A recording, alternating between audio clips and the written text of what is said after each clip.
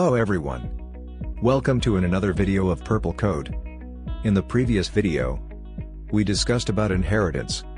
In this video we will learn about types of inheritance. So let's start the video. There are mainly three types of inheritance in Java. First, single inheritance. Second, multi-level inheritance. And third, hierarchical inheritance. We can use multiple and hybrid inheritance by using an interface, which we will Let's discuss about single inheritance. In single inheritance, a class can only inherit from one superclass. This means that it can extend the functionality of a single parent class and add its own unique features. For say, B is a class which inherits from class A.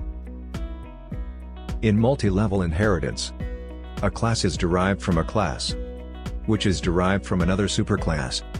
For say, C is derived from base class B, which is derived from another class A. In hierarchical inheritance, two or more class can derive from a single superclass. For say, class B and class C, both are derived from a single superclass A. Thank you for watching this video. Please like, share, and subscribe to our YouTube channel. Happy coding!